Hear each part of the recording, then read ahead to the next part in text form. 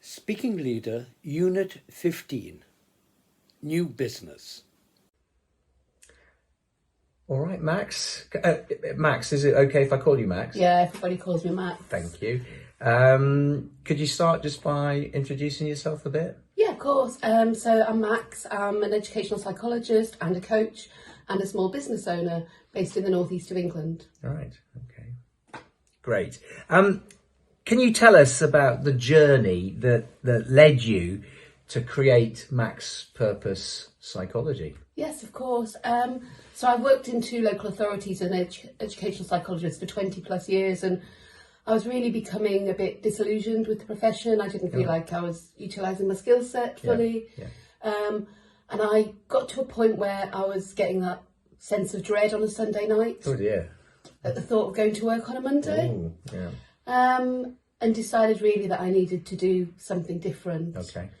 A few of my colleagues had sort of moved into setting up their own businesses. So I sort of started to explore that around spring of 2022. Okay, quite recently. Yeah, okay. No, it was recent. So I did a local authority for a long, long time. And I just Googled small business programs near me. Right. And I came up with the DABS program, which is a program to support small business entrepreneurs in the northeast of England. Right. So my journey started with them, and I took loads of courses with them, marketing, learned about SEO, basically learned a whole new language, followed them, and then through them they sort of ported me on the steps to set up a limited company, develop a website, get branding, think about setting up a business plan, and now 2.5 years later the business is up and running. I've had my second year of accounts, and it's going really well. That's great.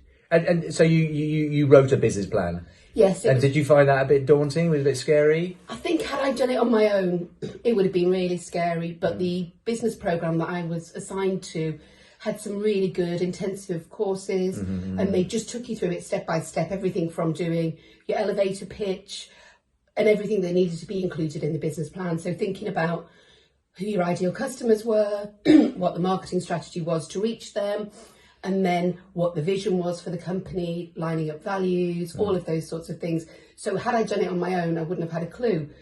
But actually this programme was invaluable for me. And you just mentioned elevator pitch, which I've seen on Dragon's Den, that famous TV programme. But does it exist in the real world of business, the elevator pitch?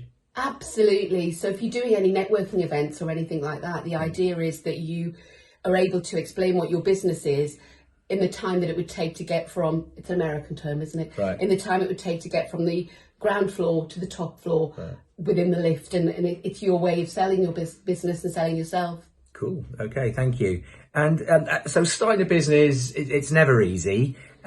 What challenges did you face when launching Max Purpose? So many. Well, initially, I didn't realise there were challenges. It just seemed like a good idea. And then when I started on the DABS program, that's the small business program, I went from a journey of being unconsciously incompetent. I didn't know what I didn't know. Unconsciously incompetent. Absolutely. like To becoming consciously incompetent.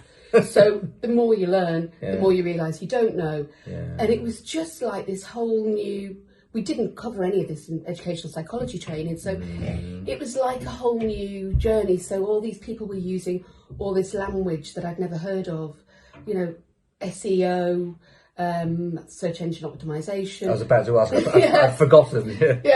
Hex codes. So when I was doing my branding, they wanted to know what my colour was. Are hex codes related to colour? Yeah, so the hex code, so this top that I've got on is actually my brand colour. It's the same as on my keyring. Oh, wow. But I've never even heard of that and spent like far too many hours looking at that sort of thing. So, but is the colour for the brand, is that important? Yeah, it is. And it's you want people to see the colour. It's all about the brand, isn't it? So what messages you're trying to give across, but you want people to see the colour and think, oh, that's Max Purpose Psychology. Right. And we were looking at colours last night for my book and my website and my LinkedIn site. And what colours did we come up with? Is it dark navy blue? It's a shade of blue, but we spent about an hour, didn't we, looking at different shades. So it's I think the challenges are just there's so much to learn. And actually, Right. for me, it's making sure that you seek help. So, yeah. Great. Does that answer your question? Yeah, it does indeed. And so, what are the advantages and disadvantages of starting a new business, would you say? So the advantages for me are that I don't now, on a Sunday night, have a feeling of dread most of the time, because I'm doing what I want to do. I feel that I'm achieving my purpose. I'm having a positive impact on people. I can work my own hours. So I've got a business coach, and we talk a lot about, I took a question about work-life balance to her, and we reframed it as work-life harmony. So there are times in my year, week, month where I'm really, really busy, working lots of hours, but actually there are other times when I'll take time off. So I'll joke with my friends, oh, my boss has just given me a random day off. She's a great boss. But this summer, I took 10 weeks off, which I've never done. Yeah. So that is a real advantage. Just okay, go on. No, sorry. no, carry on. Yeah. So, I mean, I know that you've got a long-term illness. Has that made you more resilient, or is that an advantage when your own business, or not?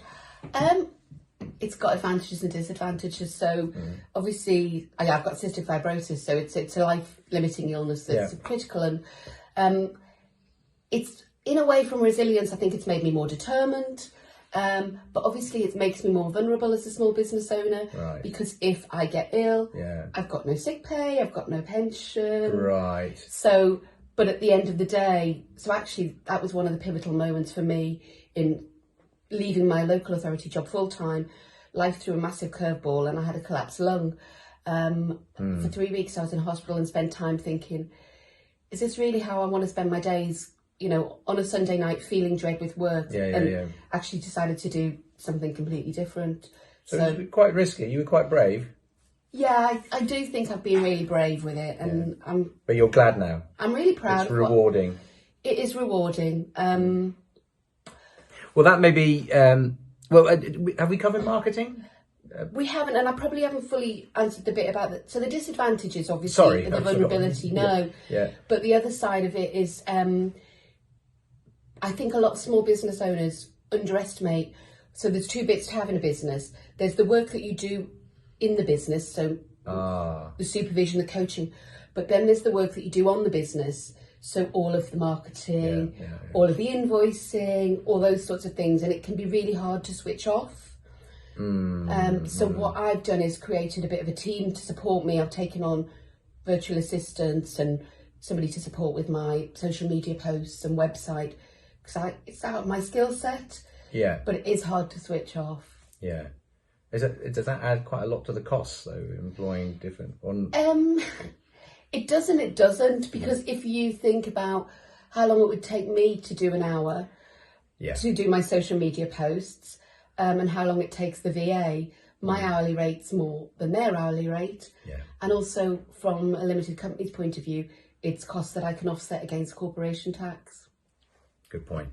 Anything else to say about marketing? I mean, what have you felt helpful from a marketing point of view? Again, on the programme, we covered a lot about marketing. So thinking about brand, thinking about what your values are, how to line it. I suppose one of the biggest bits that I learned from the marketing point of view, and again, we did this on the small business programme, was thinking about who your ideal clients are. And actually, we gave them names. We thought about what their pain points were, what their quotes were, inspirational quotes. And then we had to develop a marketing strategy, a social media strategy based upon them. So that would involve thinking about what their social media platform was. So for mine, it's LinkedIn. And for me as well. So, and then actually writing posts as though you're talking to your clients, ideal clients. So that's been really, really helpful. And are stories important for posting on LinkedIn, or not so much?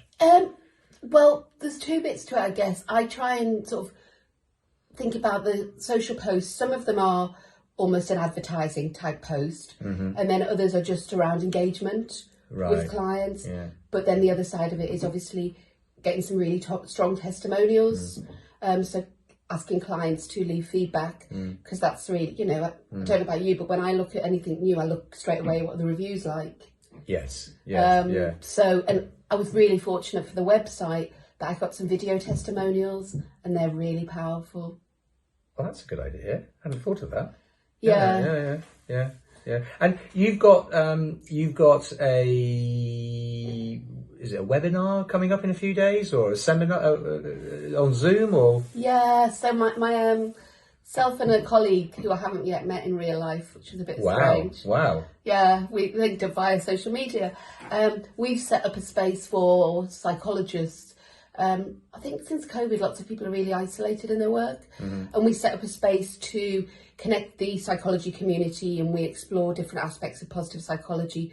So tomorrow we've got, I think currently 81 people. 81? 81. That's good. Signed up. It's Well done. free. Yeah.